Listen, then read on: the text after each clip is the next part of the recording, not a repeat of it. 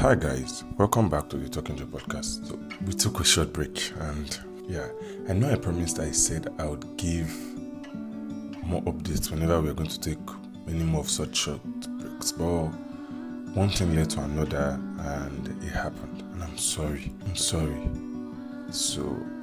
I'm back so that does not ever happen again, so that we don't have those things where I run away, and not tell you guys, right? I'm here now. It's a good thing to be back here. I mean, just been, 2 weeks off, and those 2 weeks I was unavailable, unavoidably absent on one of those days, and on the other, something just came up. Something came up and I couldn't record for some weird reasons, right? But I'm here now, so that we don't have those type of excuses anymore, right? So how have you been? I brought gist, but the gist is see you forward, because I have a thought to share, and the thought I have to share today is in line with the gist. So I think that as humans, one of the most popular things, I think that as Christians, either charismatic or whatever form of Christian you are, I think one of the most popular statements you hear is that words have power. Now, when we say that, we are trying to say that you should be careful with your words, right? Yeah. Words have power, words have implication. Now, although like everything spoken, this has an extreme, because people now say funny things like, if God created the world with words, and we are his children, that now makes us creators, and so we should be careful with our words, because with our words we can create, and I mean create literally. You see, with our words, we can create the things we want to see. Now, whether or not I think that thing is wrong is not what we are here to discuss today. I have my reservations. Do I think that's wrong? Well, I don't know. Do I believe it fully? I believe that the words of a person has power. I mean, that's the whole episode for today, right? But do I think that a person's words can create the realities they want to see? Well, you may have to explain create in a better context for me, right? Because, and this is my thought,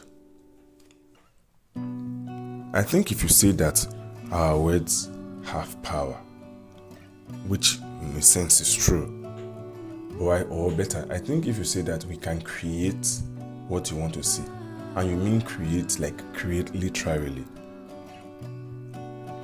I think Joe and I both know that if you mean by create, you mean making things from things that did not exist. I don't mean like create, like maybe create a job, I mean create like something spiritual in some sense, create. Because we hear things like you can create your day, you can create your future, you can create a life that you want to just by speaking the right words. I think that is pretty tricky, because that is responsible for the stuff that people say things like, when people say things like, I'm speaking into the universe, it's because people believe words are powerful that we went to that extreme where you say you're speaking to the universe. And I mean, what do you mean by you're speaking to the universe? You see it in a lot of movies and a lot of stuff. A lot of Nigerians who are traditionally spiritual are now copying those stuff. I'm speaking to the universe. Who is the universe? Don't belittle God and call God the universe. What does that even mean, right? But if you mean create, like you can form something spiritual, or mean create very loosely, and then your idea is because God can create, or God created the words and the things that we see with words, I think I have a question. And I do not have an answer for my question. So my question is to you. If you believe it, I think maybe you should enlighten me a little bit. So my question is, are words powerful because of their nature in themselves? Like, if I say go, is go powerful because it is go, like G-O? Or is go powerful because of me who said the words? I don't know if you get what I'm trying to say, right? Is the word go powerful because of me who said the word? Or are words powerful in themselves? Now, if you say that words are powerful in themselves, alright, then there's no point. Then I understand your point. But if words are powerful because of the speaker, which is what I think you believe and I believe, I think that the words God used in creating the world will be just as powerful as himself, reason because he who has all power spoke them. So the words, although powerless, became powerful when God who has all the power put power to those words to form. So if you say that you can't create, and you mean create like you have all sort of powers, because I'm very specific about that, I think that you would mean, or you would need to, reform your idea of what a creator, of what a powerful person is, right? So maybe your words will be powerful words will have power in the context that you are powerful. It's a very tricky thought. So words can only be powerful if the person who is speaking them is powerful, right? So that's my thought about it. I think that words have power. I believe that for a believer, the words that we confess should be God's word and the words God has said to us. I think if you confess that enough, you are fine. But I think if you start just confessing things that anything, and then slapping that whole, I'm the son of God, so I have the power. If God is a creator and he has made us heirs, that's Galatians text that we turn upside down. If God is creator and I'm an heir like Christ has told me that means I'm going to inherit the power. I think if you use that to now call up anything and just call up a life that is clearly not yours, speaking out of pride and out of envy, I think if you say that long enough and you think that if you confess it you will have it, I think that you should just maybe check about it, right? So yeah, God, I just went into how many minutes of preaching, but this is where I was going to with words, right? In their own, words are they are abstract. Words are they're just words, nothing, right? They only become powerful in the mouth of the speaker or through the pen of the writer. So think about how you want to convey a rush of emotion. Maybe you are sad, deeply sad, right? There is a way you use words that tells a person who is reading or who is listening to you without necessarily seeing you that this person is really sad. It's either in emphasis, it's either in repetition, it's either in intensity, it's either in your ability to come up with different words that sound or mean the same, right? So words have power in the context of the person who is using them. Exactly. So that would mean that not all words are, or better still, that would mean that words are only good in the context of the person who is speaking them. So it's the person who is speaking them that we should be much more worried about, much more than what he just said. So if a child says, I'm going to get you a private jet, maybe a 2-year-old child, 2-year-olds can they speak? Maybe they can. But you don't take them serious. A private jet is something that if the governor of Lagos State said he was going to get to you, you will take him serious, right? The words become powerful because of the person who is speaking them, not necessarily because of what he said, right? So words are just important in that sense. And in an era and in a generation where we use words very loosely.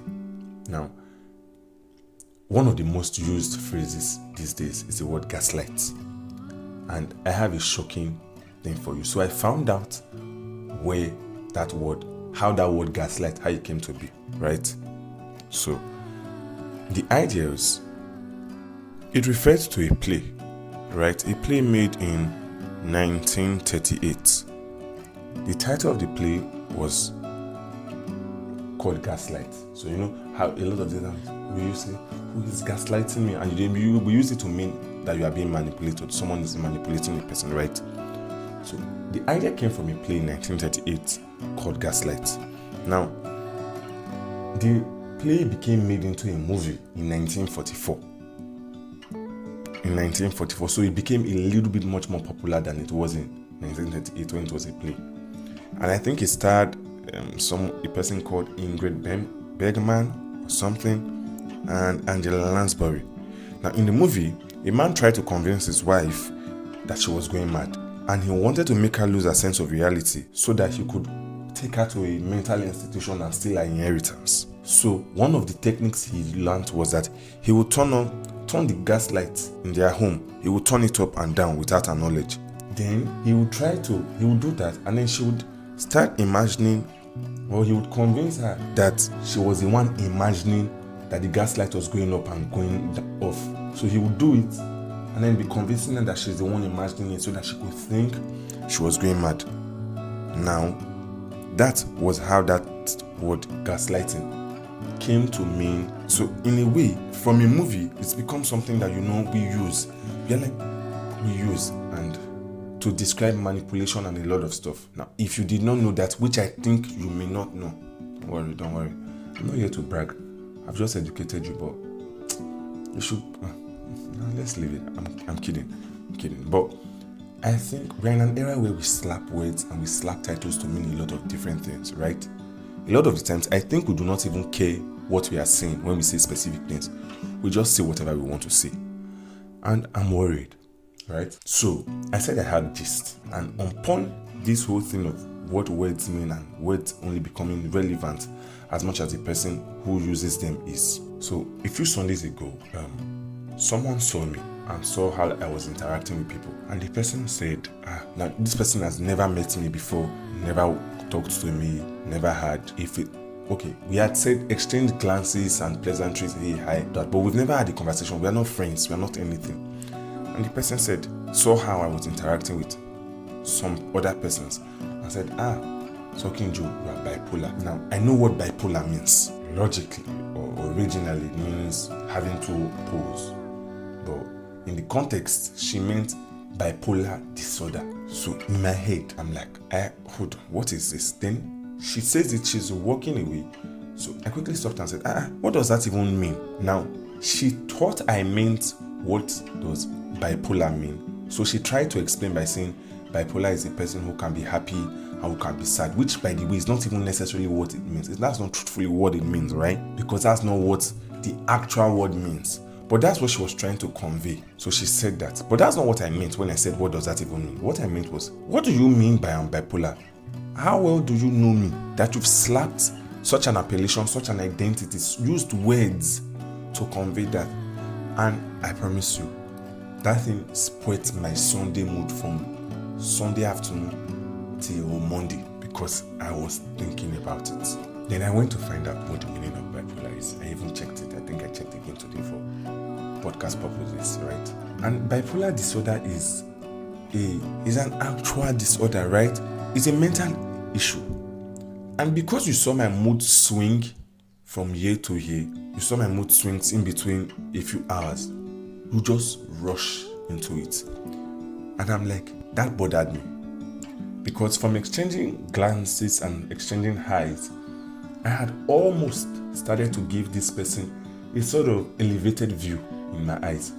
But think about the fact that this person was friends with me or very close friends, and then you put this on me. I'm worried because I'm thinking about it all the time, and I'm like, what do you mean? Why the words that have so much power to shape a person's emotions, to make a person cry, to make a person act out in a way that they should not, they have so much meaning. And I'm just wondering, you just slap that word and slap it on a person. It's probably one of the craziest things ever. I used to when I taught a few years ago. What do I even mean by I used to teach? I remember the class I had as my students in 2021. I used to tell them, and I still say it till now, but not as frequent. I tell them, anybody who can make you cry, who can make you laugh, who can, just use words to change how you think or how you are, can control you. I told them that thing a lot, because remember the whole thing with Adolf Hitler and how he killed 20-something thousand Jews and the rest. History records that when Adolf Hitler would say go, at the very sound of saying go, people would just take his commands and run. And that's a person using words, right?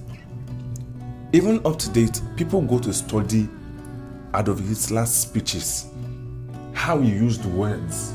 Now, we've established the foundation that words are only as powerful as the person who speaks them. So it's not just the words in themselves, but how they are used by the person who is speaking them.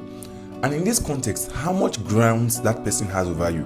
It would make a lot of sense then that you have people who are not, most especially in serious cases, not just people who don't know the meaning of words. Now, I'm not saying people who can't joke with you, because that's another extreme. If you now say too much words, you will get to the part of what if a person can't joke. But right, I mean, people who know what's the meaning of the words they are speaking. And because imagine someone walking up to me and telling me I'm bipolar. What does that even mean? Mood swings? You associate just mood swings to being bipolar. Disease and disorders that people have died from, when you didn't diagnose me nothing? I'm just thinking about it. And are we really loose with words, or are we just very lazy these days? That we don't know the meaning of the things we say before we say them? I don't know. I'm wondering, what does that even mean? What does, using titles on anybody? Because I remember when gaslighting became a thing, there was a period when that word was what was raining. He's gaslighting me, and I'm like, oh my God. Only for me to find out now what it meant and how it came to be, right? And then it's just become a thing. With slap titles, you have a lot of people just come up with words they use words to describe things that are not even remotely close to what they are talking about. And that's why I'm asking, are we very lazy? Why can't we just find out what these things really mean before we see them? It's just a thought. Only a thought. That's the episode for today. And until I come your way on the next one, it's Talking Joe. Bye.